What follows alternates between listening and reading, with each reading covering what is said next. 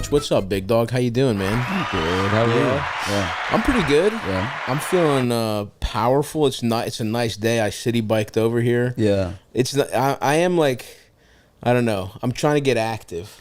Do you feel more powerful after you've been active? Dude, especially the electric city bikes. When you're cruising up there. Yeah. I can't go that fast. You know what I mean? You feel like a god on those. It is low key like the Viagra of cycling. Yeah, absolutely. Where you're like, look how fast I'm going. It's like you are kind of going that fast, but it's not all you, dude. And let me tell you, as an avid user of both, I can't imagine life without dick pills or on a dude. If I was on a regular, sometimes they're not available, and I have to like take a short ride. It's pathetic. Can I tell you? It really feels I'm huffing and puffing. I'm going like maybe half a mile an hour. Yeah, as soon as they make like the Blue Chew of running, we'll all be more fit. Dude, have you seen, they have like they'll have like shoes. I saw something that was going around where it was like almost like shoes with like kind of these little wheels, and every time you would step, it would just kind of propel you. It would be nice. That feels like a falling hazard.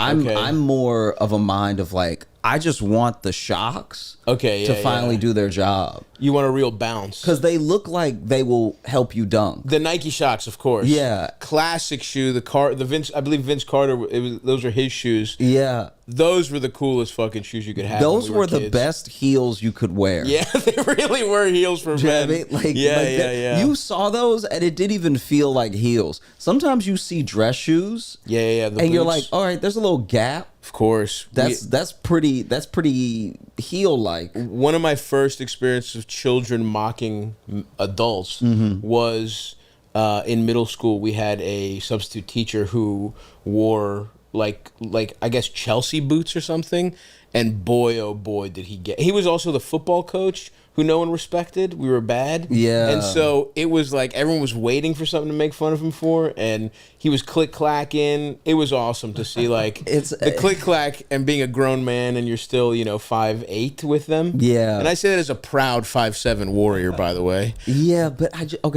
when you are like doing the most masculine thing possible, there is a tipping point where you are in serious danger of like falling off. You know what I mean? Sure. Like if you are the football coach, but also y'all keep losing, that's going to lead people to be like, you're actually not the alpha that you're walking around like. Absolutely. And then you try to have style. You try to have style, and he also just cared what children thought. That's really what it was. It was like, and you know what's funny? I believe this guy then went on to my high school as well.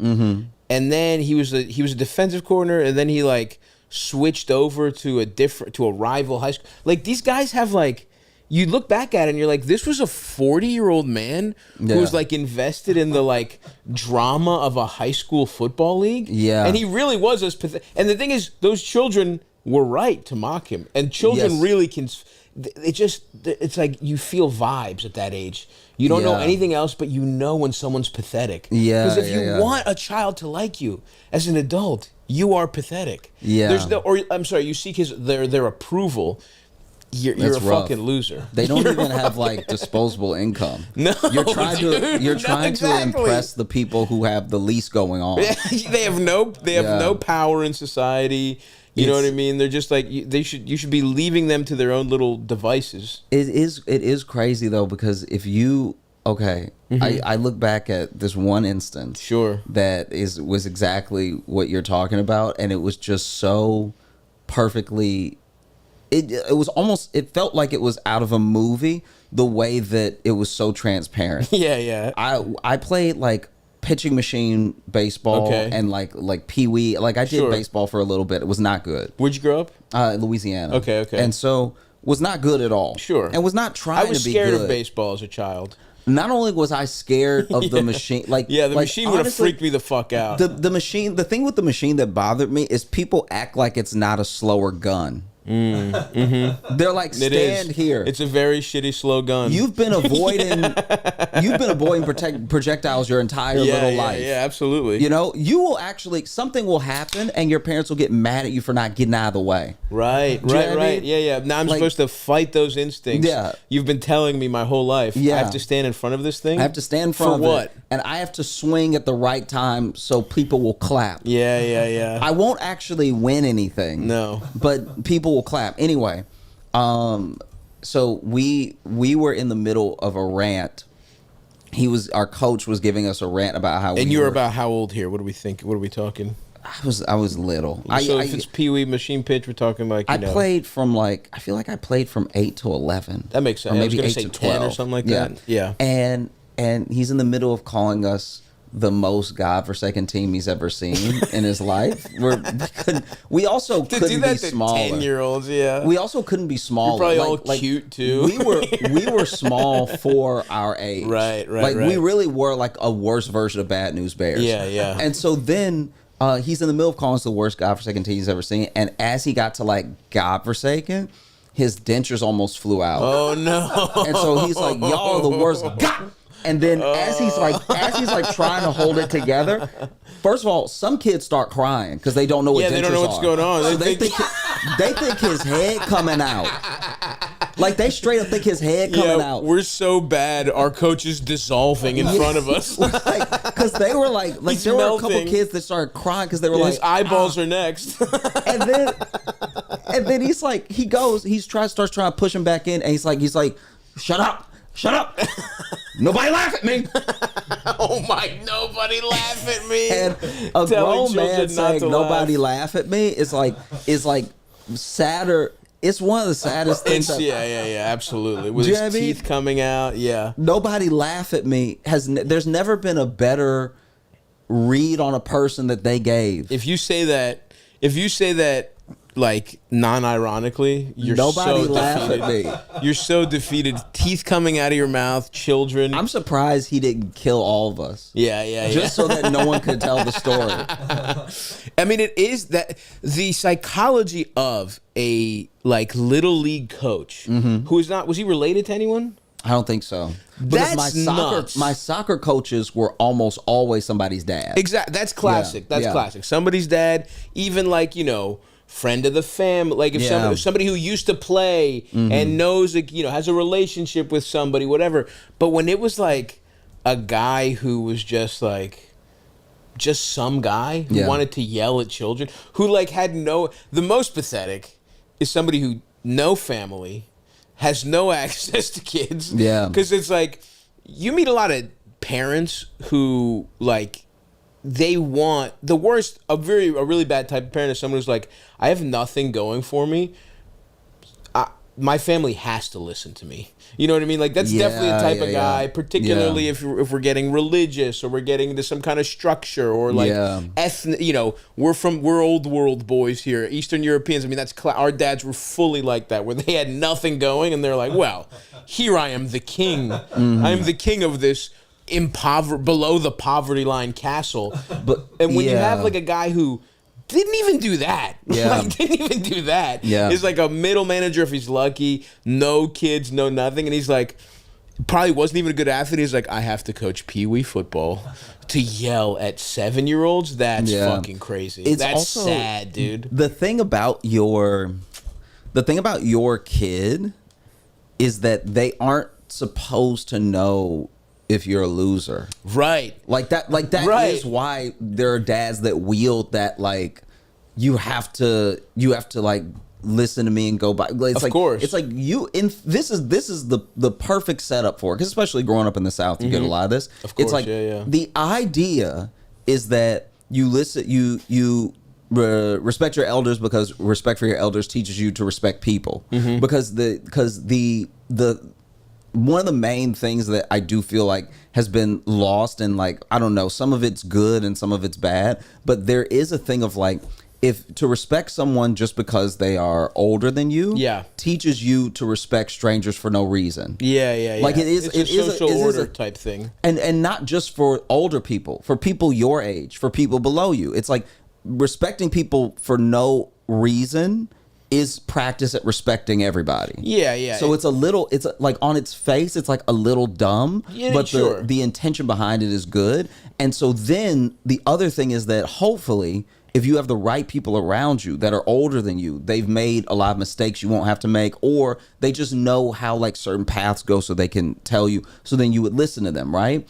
And none of that accounts for when someone's a loser. Yeah, absolutely. Like no. Every good intention of like you saying Eastern European or Southern upbringing all stems from the idea that this person really does know more than you. Absolutely. And every time as a kid, especially a teenager, because you start to get an awareness of yourself. Every time as a kid, you realize that the person you're talking to doesn't actually know more than you. Tough. It's not just like annoying, it's scary. Do you know what I mean? Because it's like it would be annoying to be like, all right, I gotta listen to whoever. It's like I gotta listen to my cousin, but my cousin's just older than me. My cousin doesn't know more than me, whatever.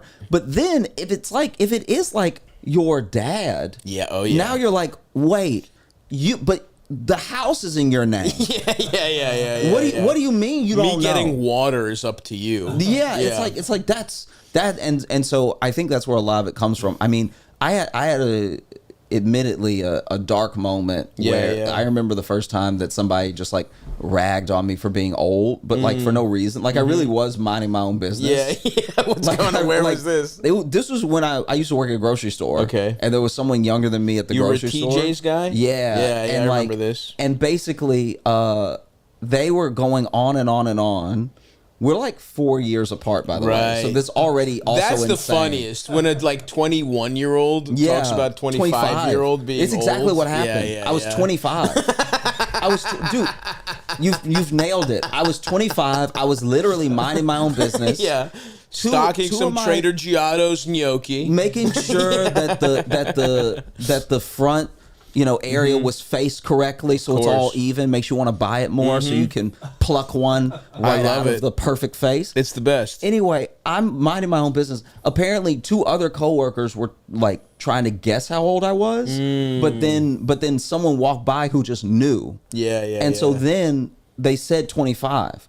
Then the 21-year-old walks up to me and is like, "You're 25?" I was like, yeah, as I'm like putting cans of soup up. Yeah, of course. And she was like, oh, that's so old. And then I was like, and I think it really was the first time that someone tried to like make me feel old that was just younger than me and everything like that. And I turned to her and I was like, oh, okay. I hope you never turn 25. Up the ante. And I was just like, she's being annoying. You're like, I hope you die. And then she was like, oh, what? Like, why would you say that? I'm like, no, you think being old is gross. I hope you never get old. I hope you never do it. Yeah. Hope don't do it. On your 24th birthday. Oh, I can hear my elbow. Oh, no. You don't want to hear that. You don't want to feel that creak. Yeah, that is the flip side of, there is when you realize most adults are just fucking dumbasses that kept going. That a lot of like respect your elders it's actually you could say it's the original participation trophy. Yeah. It's like you participated in so many years of life that you get default respect, but you haven't really earned it for the most part. Yeah. But the flip side of that is somebody who is 21 not understanding like it's coming for you. This is the best case scenario. Yeah. If you are lucky, it's coming for you. If you don't get sick, it's coming for you. And it's not looking good if you have an illness now. You're not. You probably can't pay for it. You also bad. Like if you get sick at 21, you're sick. Because 21, at 21, your immune system is beating the absolute ever loving crap out of diseases you don't even know you have. Yeah. Like people literally are like walking sick. I remember there was this documentary about people who like are skinny obese, where they basically have such a terrible diet that they are killing themselves, but they just their metabolism is so fast they don't see it. Right. And so these people literally just end up in the hospital at like 28. And the people in the nurse will be like, your blood pressure is lasers. Yeah. You I don't even know how you're awake right now. Like, you should be dead. Absolutely. And it's like, how do you live like this? And they're like, I don't know, I just slam 26 Cokes a day. What we're wasting our youth on in America is crazy. Yeah. We're wasting it on like fucking 7-Eleven hot dogs. I mean, we did it. We did it on. We've mentioned many times pints of Ben and Jerry's. We got up to 2 pints a day here at one point in this very apartment. That was us at 25. Yeah. And then just getting really drunk, whatever. It is sad how much like that's the pinnacle of your body, and it's like what are we really doing? It's not raising a family. Like I feel like we're bouncing back because that's the age you're supposed to be. Like in nature, 24 is like the end of. That's when you have your 7th kid. Yeah, you know what I mean. It's like you're supposed to be using that bounce, but instead of using it to treat hangovers and to treat having like $40 worth of Taco Bell or whatever. That's what you should be using it for, but not us, baby. We use it to stay up all night, go to an open mic, use all my drink tickets, drink drinks people left on there, that kind of shit. I mean, I do feel like people are just using the space, though. They're filling the space with what used to, because look, buying a house, adjusted for inflation was still like half a year's salary. You know what I mean? Totally. So it's like now you technically can't do all the adult things that like the big people expect you to do by 22 because they did it by like 19. Sure. It's like there's a little bit of a 1 to 2 year grace period, but all the things you're supposed to be doing have been offset by how bad everything is. Yep. And so you are filling the time and space with stuff, because that's just like there's the whole was it Kevin O'Leary or whatever Mr. Wonderful? Yeah. Watch what you say. This is maybe the #1 Mr. Wonderful super fan. Really? Wow. I love Shark Tank. You love his politics too. Yeah. I wish he'd shut his trap about all the politics. You demand lately. that Mamdani meet with him. That was the funniest thing in the world, where O'Leary, a Canadian billionaire, was like, I tried to talk to Zoran, but he wouldn't meet with me. It's like, yeah, who gives a fuck what you think, you fucking idiot? But it is crazy how like people, like elites, keep giving accidental W's. Yeah, absolutely. It's like, I called this guy and he said he didn't have time for me, and you're like, that actually sounds dope. That's Jeez, awesome. I wish more politicians wouldn't immediately suck every billionaire's cock who offered it. Folks, this podcast, you could characterize the personalities on it as big shitters. Me and El Sula, Lord knows the toilets in our shared apartments over the years have struggled. Luckily for them, we have both become bidet aficionados in the last years, thanks to our pals at Tushy. That's right, when you've got the kind of excrement coming out of our holes, we're talking pounds and pounds. We're talking manure, basically. Can you imagine the toilet paper consumption to clean up asses that large with shits that messy? We were pretty much chopping down forest after one meal of chicken tikka masala. But now with Tushy, a jet of water shoots up your hole, cleans you out like you're a fresh newborn baby.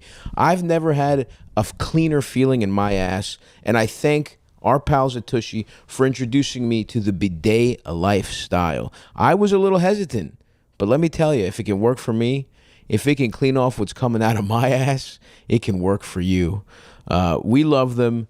It will instantly change the way you take a nice Ducerino. It's like a spa for your hole every time you shit. You're gonna love it. We love it. It was so easy to install, so easy to use. You're gonna have a great time. Your cheeks will never be cleaner. Your little, I believe one of the phrases Tushy uses to describe it is leather Cheerio will never be cleaner. Remember, a-hole is only a dirty word if you wipe. For a limited time, our listeners get 10% off their first bidet order when you use code Stavvy10 at checkout. Stavvy 10 at checkout. That's 10% off your first bidet order at hellotushy.com with promo code Stavvy 10. It's so pathetic. What's this? So basically, he has a lot of old school and like old world beliefs that are not adjusted for inflation. They aren't being realistic to the current predicament that people find themselves in. So he's a very much like a don't have the avocado toast and the coffee type guy. I love that. And it's like I love that. My thing is that stuff, there's still a belief that like that stuff makes up the difference. Even when you show him, even when you tell him, like, you are talking about like anywhere from a couple hundred to maybe $1,000 a year.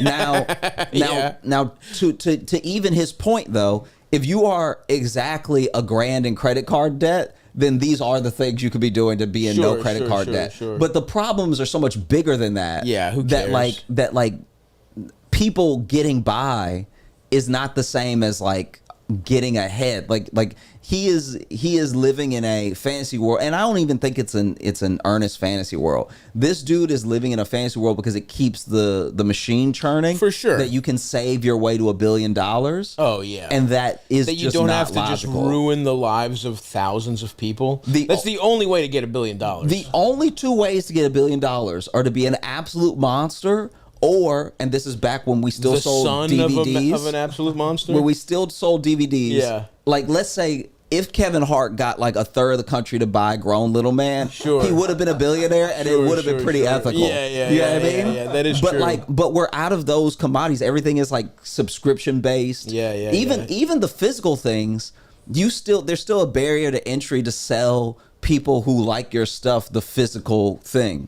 You know what I mean? So it's like they have to have a record player to even really want to buy your vinyl. They have to have like a DVD player to want to get your. But selling physical is actually the future, because then it will become more than just like old school vintage novelty. Yeah, and it'll break into like the direct line to the people who you create things for, that they will be able to have it. So then that way, past any form of like censorship, and past any form of like messiness with platforms. Yeah, we'll take it back. Because Amazon, exactly. Amazon does this thing where they're like, oh, when you buy it, that means you can watch it whenever you want. That doesn't mean you own it. Yeah. And they can just take something off of their fucking platform, which is fucking insane. And they don't refund you they don't go by and be like, all right, we took 3 titles off. Yeah. And you spent a total of $60 on them because they were $20 each when they first came out, which is when you wanted to watch it,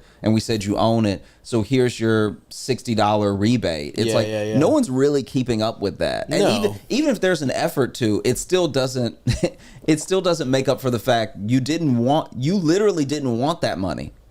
You wanted the thing. Yeah. It's like, I don't want $20 so I can have this movie. I want to watch Crank 2. Yeah. Whenever I want. The best Crank. That's a good one. The fact that he woke up. I know. I love when a movie will just be like, the guy's dead, and then it's like, psych. Sequel, the Chris Hemsworth Extraction. Mm-hmm. The first one's really good. It came out during the pandemic, and it was like, Chris Hemsworth basically like, have you seen it? He's trying to like some kid. There's a kidnapped kid. It's in India. Oh. It ends. He's shot full of bullets and in the fucking like ocean or like some river. Yeah. And then there's he just survives. But I love that. I do love that. I think more shit should be inexplicable, and it's like, fuck it, who cares? It's a movie. But I think I'm mixing up Chris Hemsworth movies now, because wasn't he in something called like Black Hat or something like that? Black Hat is a Michael Mann hacker movie. I thought that was Extraction. No. So I've watched the first 5 minutes of Black Hat, did not like it. Yeah. And then I kept seeing Extraction, and I was like, why do they keep serving me this movie? Extraction's pretty good. I'll watch it now. Second one's not as good. First one was a banger. Do you think it's hard for the second movie to be as good if they should be dead? Do you feel like you're watching a ghost the whole time? No. In fact, I love it because it's like they tell you this is a stupid thing. You know what I mean? Like, I like my action movies to be completely illogical. I don't need it to be based in reality. And it's like, please let him just come back. I don't give a fuck. How do you feel about the John Wick movies? Oh, how do I feel about the John Wick? Some of the finest cinema. It is absolutely impeccable. It's so good. The fourth one, great. great. The only thing I didn't like about the fourth one, spoiler alert. The only thing, pause this, put a big siren, Eldis. Yeah. Because even though John Wick 4 came out 2 years ago, we will not spoil it for anyone on this podcast. That's how much we love the franchise. No. You never know who's late. Of course. So skip 10 seconds if you haven't seen the end of John Wick. Yeah. The fact that he dies the way he dies was a little annoying to me, just because I feel like John Wick, you got to hit him with a truck. Like he needs to be splattered or something, because like he's taken bullets before. Well, and he's, you know what I mean? But Josh, is he dead? This is my thing. Is he dead? This is all I wanted. At the end of the movie, I want to like be like, okay, they buried him, whatever. Yeah. And then that is kind of the vibe. It's kind of the vibe. But then the two people who were there that like would have carried his body back to New York are also there, kind of talking about him being dead just to each other. Yeah. So who's the LARP for if he's alive? True. We might find out. We might find out in the fifth one. And I mean, I get that Keanu Reeves is like, guys, it hurts my body. I mean, that's the thing. He deserves like a Medal of Honor for what he's him doing. being in the Anna de Arms one, the ballerina, was great. Yeah. I thought him like that almost made up for the ending of 4 for me, because I loved 4 so much. Sure. And I like the ending. I like the send-off / is he actually dead? Now, I will say about Ballerina, I had tickets to see it in theaters, and I had to shit. And so I had to go back to my hotel room, and I still have not seen Ballerina. But not only had I tickets to see it, I was going to sneak in. This is my move for a while. I was going to sneak in a pint of low-calorie ice cream, which we did when we saw, what did we see? Mickey 17 in LA. 17 in LA. Yeah. There was a grocery store right next to it, and I just had to shit so bad that I unfortunately have not seen Ballerina, and I do have to rectify that. I almost watched it on a Delta flight coming back to America from Scotland, but I did not. I'm so scared to watch any action movie on a flight because I don't know if they're going to edit. Because I swear sometimes they don't show at the front, this film has been edited for content, but then they still edit it. They'll edit it, and especially don't watch anything that has plane crashes in it. They'll edit it out of a plane movie. Yeah. So it'll be like a movie will just not make sense. Yeah. Will be 7 minutes long. Yeah. Oh man, so that's good stuff. But I will say, going to Ballerina, what I like about going to like super violent movies is just showing up to see who laughs, so that I know how many. I'm like, okay, yeah. All right, that's one right there. Sure. He's another one. My community. Yeah.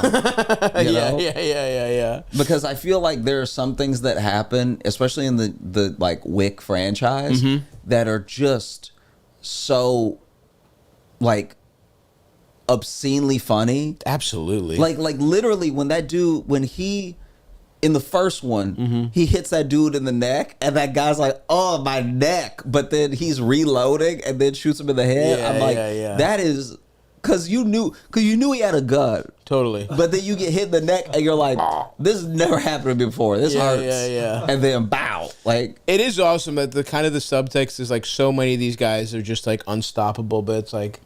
It's John Wick, man. He's the fucking Baba Yaga, dude. You can't fuck with him. What I really love about it is the brevity, because even when someone is like a badass and they come for him or whatever, it does remind you like, oh yeah, anybody could get shot. Yeah. Do you know what I mean? Which is kind of again why I like the ending, and sure, and also like in the first one he's gonna get got. If it wasn't for Willem Dafoe, who I've sat in a car with. We talked. I think we already told the story. I bombed in front of him. I was trying to get him to like me. I was really blowing it. Oh, Willem Dafoe. That's tough. When you're just really. I'm sure you've been around like famous people. You're like, fuck, I gotta bring it, and then you're just like. I don't know. I'm not gonna say you did bad. I'm sure you were very nice and charming, but I've blown it. No, I've done bad. Yeah. I feel like whenever you, and maybe I don't know, maybe you have had a different experience, but I feel like when you do comedy, people assume you're comfortable in every situation, right? Because you're comfortable in front of people, and it's tough when they're like looking at you to be funny and just like. At a bar or whatever, and you're like, Like, I did it. That was my best. I feel like when it is similar to when like a magician is out but without a deck of cards. Yeah. They're like, do something magic bad, and he's like, none of that stuff is real. Sorry, and man. I actually have nothing on me right now. Yeah. Like, I was just trying to have dinner. Yeah. So, sorry. It is brutal, but yeah. So you just felt like you know, when you're just unexpected. I also hadn't been able to psych myself up to be like ready to be like, all right, gotta fucking bring it. Yeah, you know, gotta bring it. I wonder how, like, I've thought about this before with actors, how annoying some of their interactions must be. But I just feel like outside of maybe someone doing the goblin voice to him, sure, people don't have like, you know, the dude from Napoleon Dynamite, people would just do that. Like John Heder, like definitely, like they would just do that to 100%. him all the time, I assume. For sure. But like Willem Dafoe, you're like, now if I saw John Heder, I think I would quote Blades of Glory. That's much more my That's my movie. I watched that recently. Holds up. Blades of Glory, very funny still. But I'm trying to think of what an annoying person would do. Sure. Oh yeah, like definitely their worst interaction. And I feel like Willem Dafoe would probably just be meeting someone that keeps calling him William. Yeah, William Dafoe would be good. Do you know what I mean? Like, I mean, I think I really considered bringing up Boondock Saints, and I'm glad I didn't. You know, you ever seen Boondock Saints? Yeah. Classic. Mm-hmm. Classic. The classic video where he's like, he likes jazz music, but he's gay. That's or whatever. It is an interesting thing. What a movie, man! And to get an actor that good in that stupid of a fucking movie, that's so good. So fucking good. It is crazy too how like I don't know. I think that movie is great because it really like wasn't supposed to happen. Oh, for sure. Like fundamentally wasn't supposed to happen. And I watched the documentary about the making of it. Of Boondock Saints? Yeah. Fuck. We got a new movie. We got to watch all this. It's even weirder than you think. Because the whole like because you know the story of like bartender writes a script and then it gets in front of like Harvey Weinstein. It's the only movie he's ever made, and he's like a dumb. Like that movie makes John Wick look like, you know, The Conversation or something. Yes. You know what I mean? Like, it's crazy how...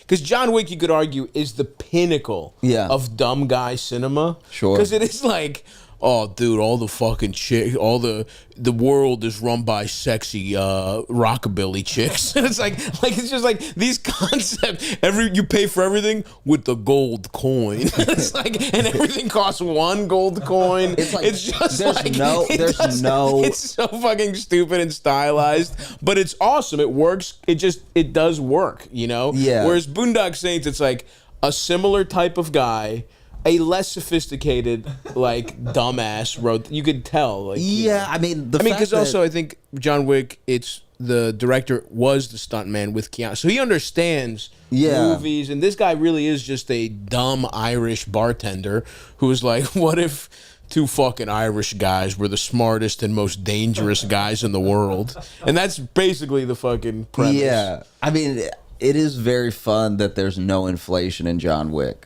Yeah. Across 4 movies. True. Everything still costs a gold coin. 1 gold coin. Yeah. I mean, I feel like he gave Thanks for the high table. 2. Yeah, sometimes. That's the thing. Sometimes he would tip, and it's like, wait, you just gave him 100% tip? I guess, look, you're a generous guy, but, you know. Yeah. But sometimes I believe maybe in the first one, it's a coin per body. When the guy comes to clean it up. Oh, yes. There really is no rhyme or reason. But then it's like a coin for a stay at the Continental. For how many? Just for a week? I feel like he always gave 1 coin. Yeah.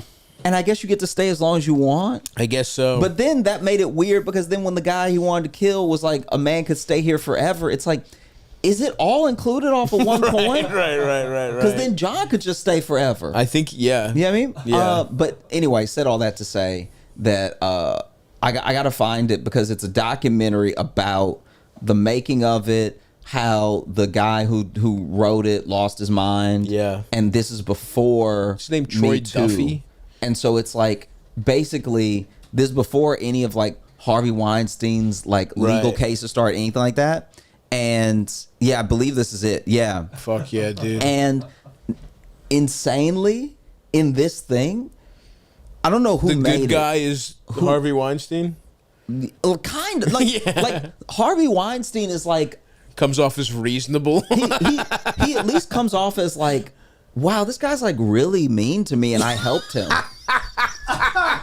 Like, oh man, that's like awesome. It's really crazy. It's like it bothered this guy bothered Harvey Weinstein enough that at I think like the 2000 whatever Oscars, somebody walked up to Harvey Weinstein, who was like a reporter or something. Yeah. And Weinstein was like, I was right about Troy Duffy, wasn't I?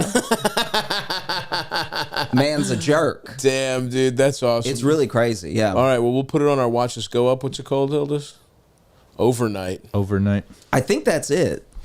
Yeah. Whatever it was, I watched it in college. So this is around the no, actually no, I wasn't in college then, but I saw it in college, and so this is around the like right timing. But I feel like there's a couple of these that have been made. A couple documentaries on not necessarily on Troy Duffy, because this one I feel like is more Troy Duffy and it's more his perspective. Okay, there's one that got made like from the outside looking in. Holy fuck! There's more than this is. I incredible. think there's more than one of these. We will do this research. Was that where it was like college? Like as a kid, were you watching these kinds of movies where you're like? Because we could sneak them. My mom tried to. My mom was very funny. She tried to be strict sometimes, but then she would just fall through the cracks and like I'm in Baltimore City, Southeast Baltimore. The sun is shining. I'm wearing a tank top. The only thing that could complete this day, you guessed it, a nice cold twisted tea.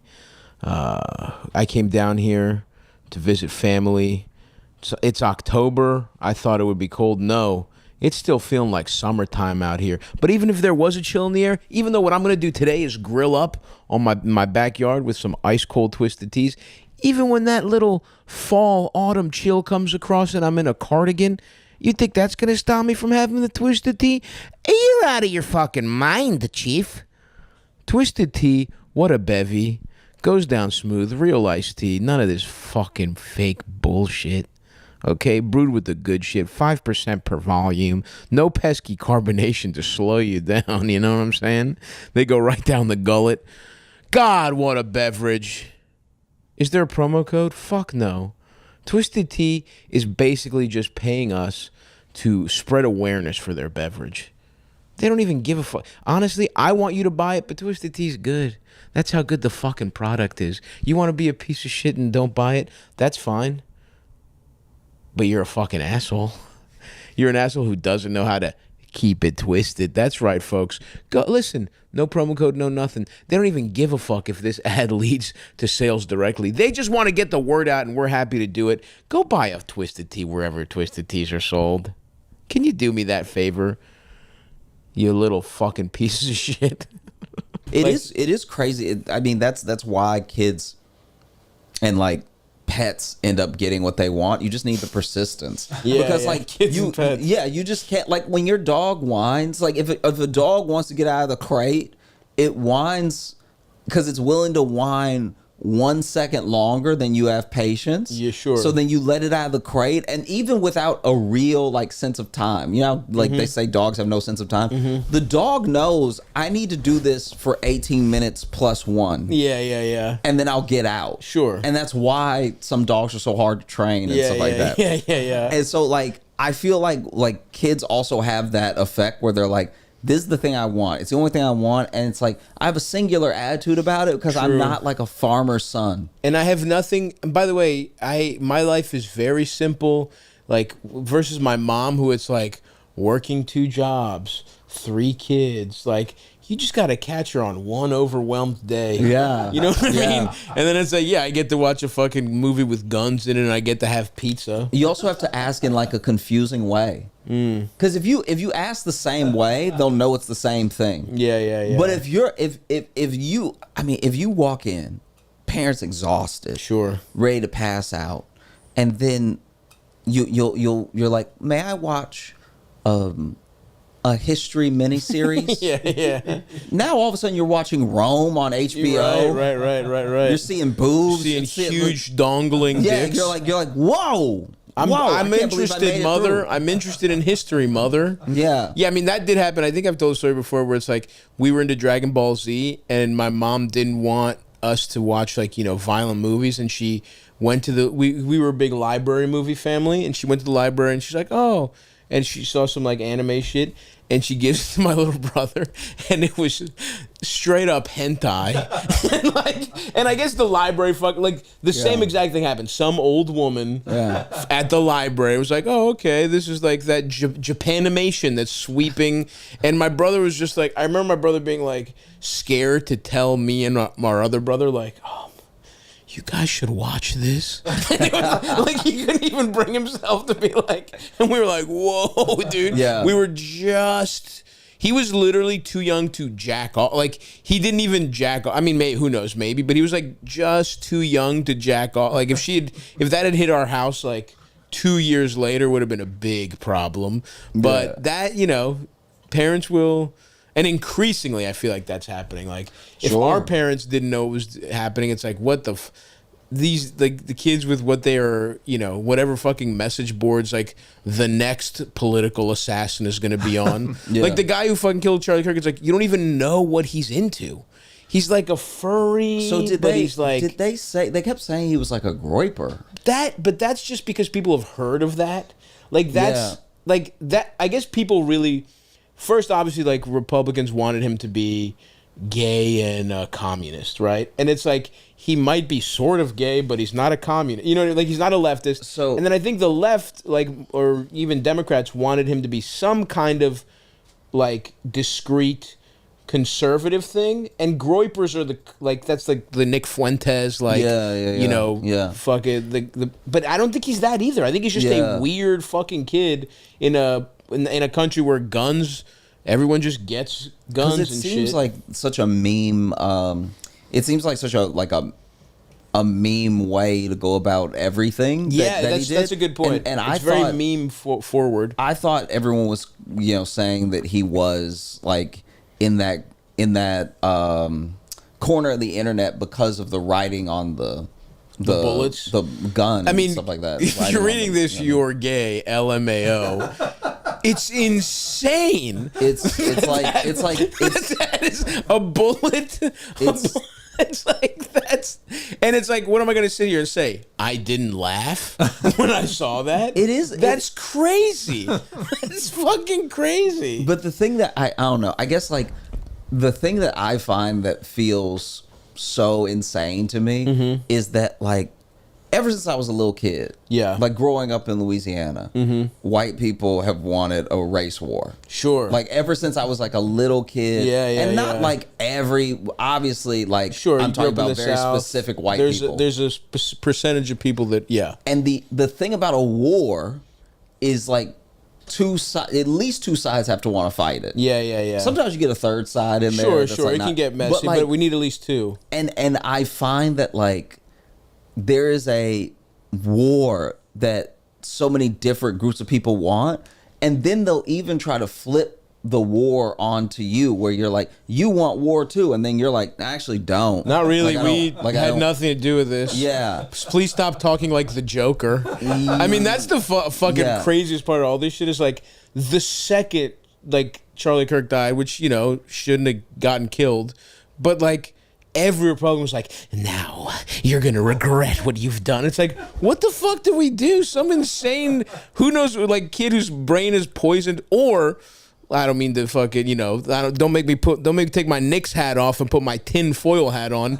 It's like, or the CIA or Mossad or whatever. It wasn't. Here's what it wasn't. It wasn't a guy who voted for Kamala Harris that killed him. I'll tell you that much. You know what I mean? It's like, and it's big. You're right. It's like the stakes have been raised where it's like, why is the rhetoric getting violent because of a fucked up assassination that no one is happy for? I mean, personally, I don't think any podcaster should face violence. So that was my number one.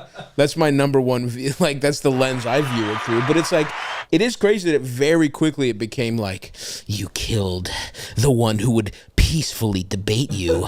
Now you're. It's like, no, we did. I didn't kill anybody. What the fuck are you talking about? Yeah, it's also, I don't know. There's a whole logic loop that you have to try to close. That like left-leaning people want to take all the guns, but also they're the gun nuts. Yeah. Gay people are like, trans people are like mentally ill gay guys, but also they're super criminal masterminds. And it's like, which one is it, man? Which one? I know what you mean. It is, but it is, I mean, that is kind of classic othering and finding a scapegoat in society when everything else is being, I mean, the billionaire class is absolutely sucking our society dry of everything. And it's like, everyone is disaffected. Everyone is fucking, everyone's quality of life is going down. And yeah, it's a society that's it's very easy to scapegoat, to pick something and say it's this, because people want an easy answer. Yeah, I think that's really that's what's going on here. I mean, it's crazy how, like, they just did the fuck. I mean, this will be out in a few weeks, but it's like the controlling party is now they have the same mind as like hack comedians, because it's like, if they have no punchline, it's hack or autism. It's like those are the two things they keep going to. Yeah. Where it's or I'm sorry, it's trans or autism. It's either trans or it's autism, and it's like, that's what we have. That's the solution to inequality. No fucking no like. Or just like rising grocery prices. Yeah, and every like quality of life across the board is bad. Not actually like ending all these like foreign wars and everything. Right. Billions to other fucking places. Yeah. It's crazy. Not actually like bringing the price of housing down. I know, making it's impossible to have a fucking house. And you're talking about wanting conservative values. Like, how the fuck can people have a family when they can't afford shit? Why can't we be little league coaches who are, I want to be frustrated with my life and take it out on a fucking little league team, but we don't even have that. We don't even have the ability to do that. Yeah. Take it out on your son's friends. Tell them they need to run out the ground ball more because you're frustrated at your middle management job. There's not even middle management jobs that suck dick. You can't even be a guy who fucking is like, you know, who works at a fucking like, pick a blinds company and makes like 90 grand a year. That doesn't even exist. Now like blinds.com, blindsdirect.com, and it's just like from some guy selling them straight from Alibaba or whatever the fuck. It's just like, I don't know. It's crazy. But I don't know. I was at the point you're making about like the two sides. Sorry, I cut you off to talk about, because I thought I was anticipating where it's like how violent shit has gotten, how it's like we're trying to get a war going. Is that like a little bit? I mean, well, this is my thing. It's like there has been a paranoia about a war because I mean, in the South since forever, there's been the belief that like there was going to be some sort of like race war and we should do it before they do it and everything. Right.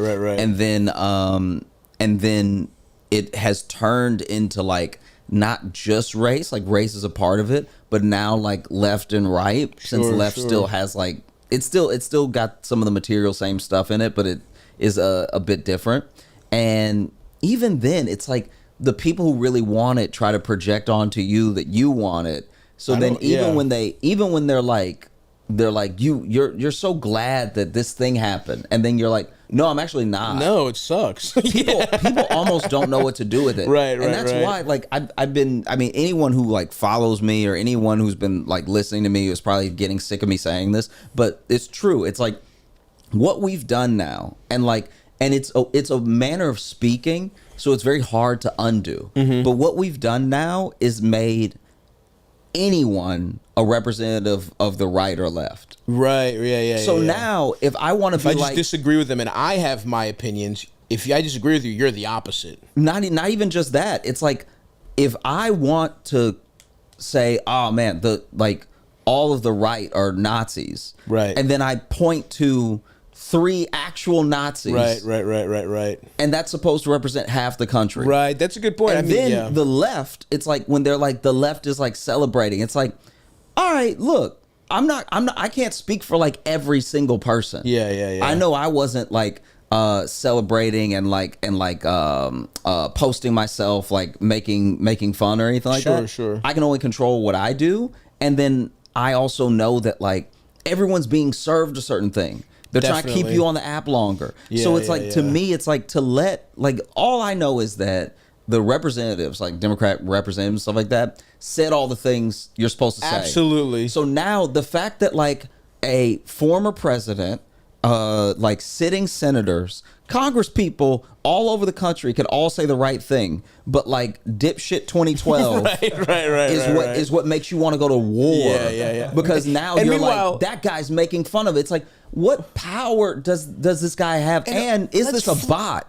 Totally. Is it even real? Is it a fucking guy? Is it some guy who's trying to engagement farm to get paid on Twitter? I mean, that happens a lot. And also, let's flip it to the other side. It's like the other representatives are using violent rhetoric. Like that's the thing that's fucking anyway, whatever. But that's what I mean, where I'm kind of like, there's one side that like clearly wants some sort of war, or they're trying to stoke a up thing. The ante, and I'm like, but you can't fight a war with somebody that doesn't want to fight. No. And we're also too, by the way, we're too fucking fat for civil war. That's the other thing. It's like, you're telling me how many people who are posting would even be allowed into the military, BMI wise. But that's my thing. Is that it's like those. It's gonna be like fat snipers taking each other out from like miles away. That's the only way we'll get civil war. Yeah, people in like Wall-E chairs shooting each other with drones. Yeah, like that's the only way we're capable of civil war.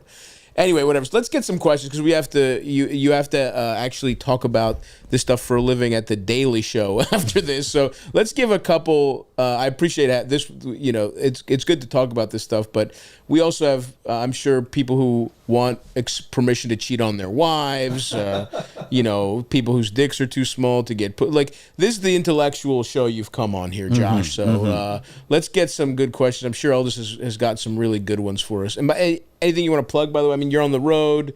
YouTube, you put out stand up all the time on YouTube. Great channel going. Yeah. If you want to check me out at Josh Johnson Comedy on Instagram, YouTube, and TikTok. That's where I post my stuff. And then if you go to joshjohnsоncomedy.com, you can get tickets to shows. Hell yeah. Or join waitlists and then get those tickets as soon as we add them. All links in the description.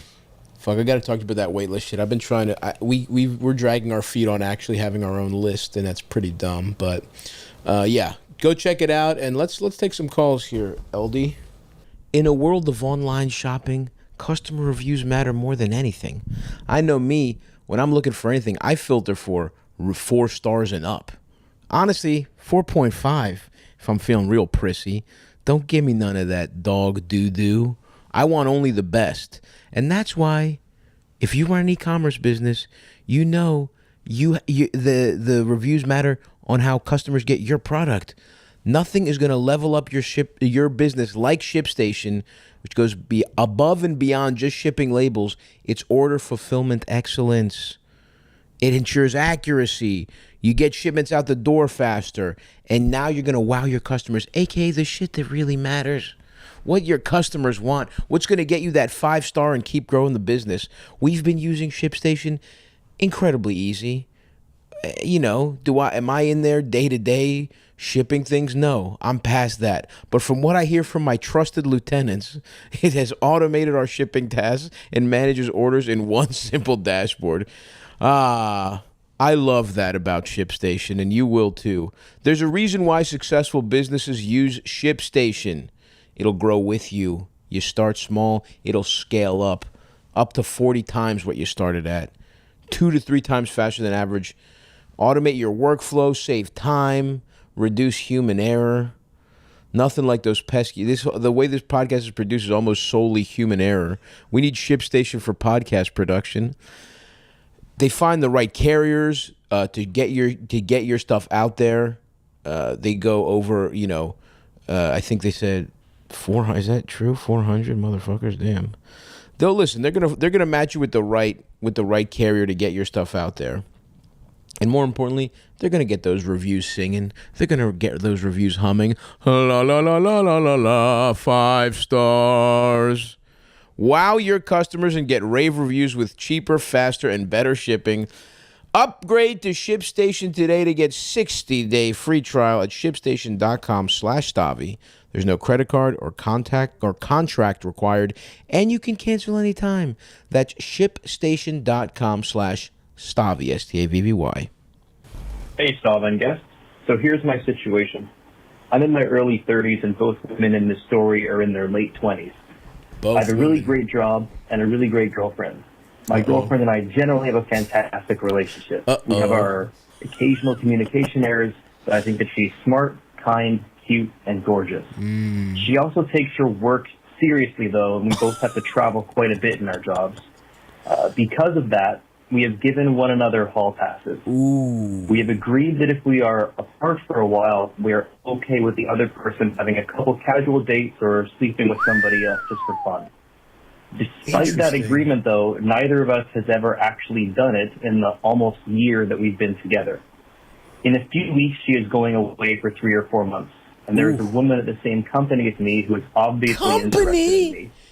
He wants to fuck a coworker? This is fucking crazy. Keep going. A woman at the same company as me who is obviously interested in me.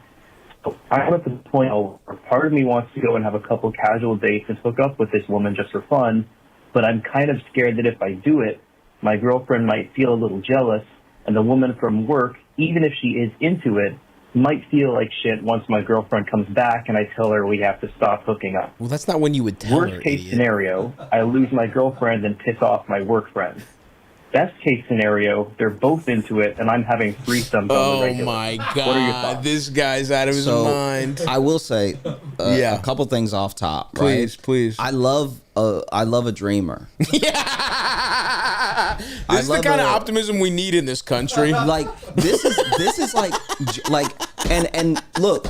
Like, Solomon, I'm being so serious right now because like yes, we're obviously gonna like roast a bunch of things that you have to say and stuff like that. But genuinely, this is the type of optimism that like creates the like pogo stick. Sure. Like this is how things. This is what got us to the moon. Because this is the thinking that got us to the moon. Because it doesn't make any sense. So it's like you need to believe like this to change the world. Absolutely. That being said, it is so cute that he thinks neither one of them have acted on it yet. Oh, that's a good point too. Like that to me is adorable. That it's like we've had this hall pass for a year, and you know she goes away sometimes, I go away sometimes, and neither one of us has done anything. And it's like in my head, I'm not trying to be mean when I say this, but it's like I don't know if y'all really had a discussion on if you're gonna tell each other. Right. So maybe she's just done it and been like, well, we said we could do it. Why would I tell you? Yeah. Like why would you want to hear that unless y'all are into that, right? For sure. Then that's a good point. The idea, point one, because already as a man, sometimes you know, and especially if you've been in relationships or if you had a lot of hookups, you know. But like most men don't know which women are like into them. Like when you're really feeling vibes, you could be feeling vibes by yourself. That's a good point. That's a good point. So it's like obviously into me also worries me because any friend I've had say that that's a great point. On the verge of maybe getting like slapped in the face because it's like I'm reading all the signs.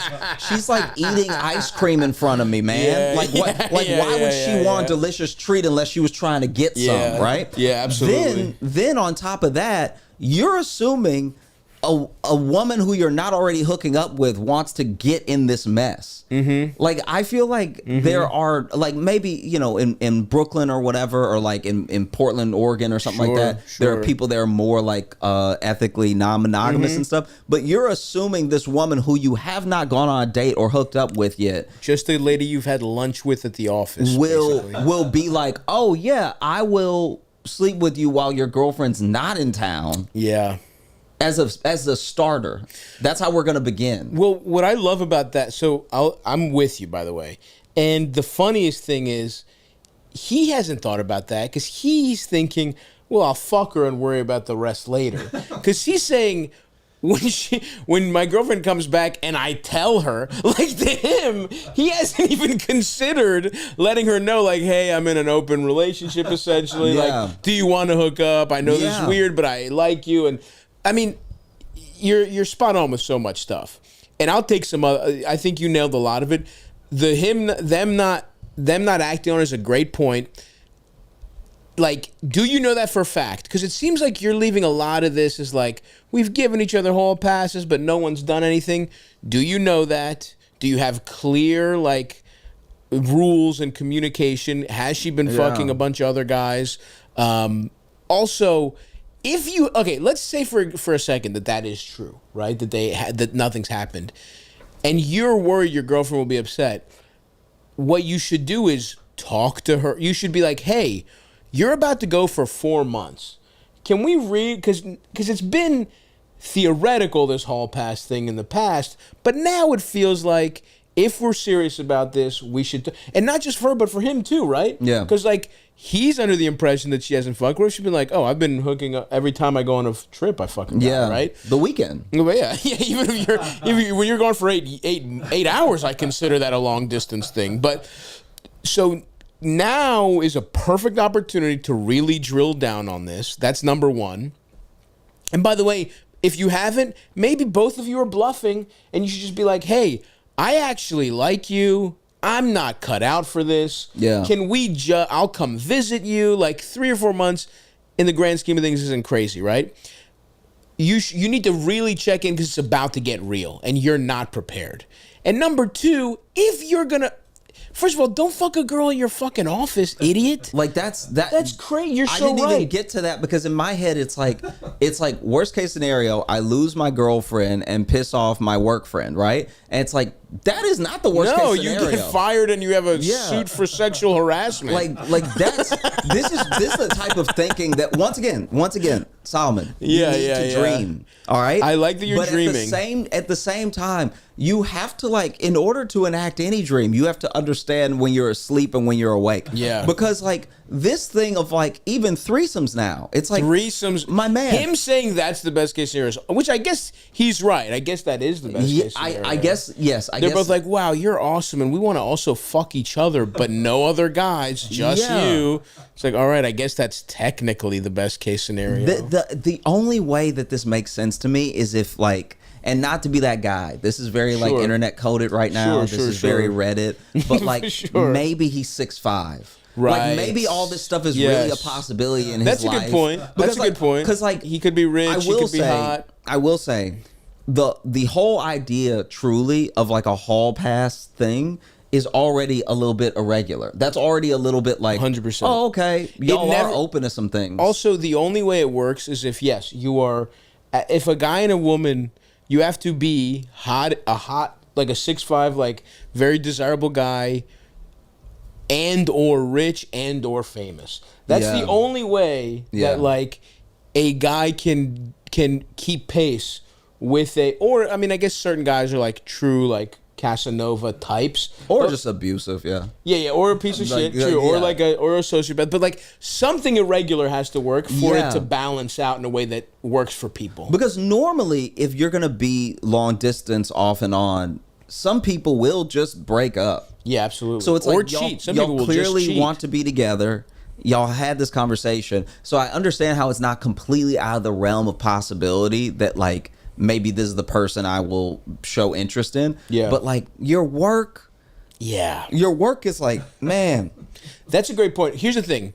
If don't try and fuck your work friend because it's complicated. If you can't fuck another woman, or if you can't get signs from another woman that's not work, that wouldn't be messy, that it's just a short-term fling, if you can't get that, you're not going to survive this. If the only woman who wants to fuck you is a lady that you've been sort of soft wearing down for months, if you're not the kind of guy who can go fuck a random girl, a random open hookup relationship is not going to work for you because your girlfriend, let me tell you this, will be able to fuck somebody. Can I tell you as well that like it already said, the reason I think that this might be a bad idea and like I hope, look, I don't want to plant the seeds of like making a person go crazy. Sure. I'm just saying that like to what you just said, right? You're gonna have problems out here because I feel like it from this voicemail, it sounds like you already have too deep a crush on the person you would be hooking up with. That's a great point. So it's like that's a great point. If you're the type of person to get a genuine crush on everyone that you hook up with, that's like the number one reason to not do any of this for y'all. Even if you're like ethically non-monogamous, whatever. It's like if you catch feelings every time, that's too much feelings to go around, you know? Yeah. No, this is classic. This isn't real. This is a fantasy. You're about to do it. You're about to like. This is like you've been planning a heist, but now you got to put the ski mask on and you got to load the gun. Yeah. And it's like, are you ready to fire the gun? Yeah. Because if you're not, quit, man. This life isn't for you. So also, you're doing the robbery with someone who may have done plenty of robberies before. It's like there's in every heist movie. Yeah. His girlfriend's like, oh, yawning. Yeah. Her fucking heart rate couldn't be lower. Like not even heist movie. In every kidnap movie, even the ones based on true stories, there's always one person. As soon as they kidnap this person, they go, "We gotta kill him. We gotta we should have done this. We gotta get rid of the body. Yeah, dude. We gotta kill him." So good luck.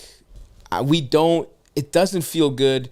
I would say check back in with your girlfriend. The only way this will possibly work is you hook up with people who are not affecting the rest of your life, and you let them know before, not after, when your girlfriend comes back, like, oh, by the way, we're not dating. I have a girlfriend. The only way this works is you have the conversation with your girlfriend, and you also have this conversation with the other person up front.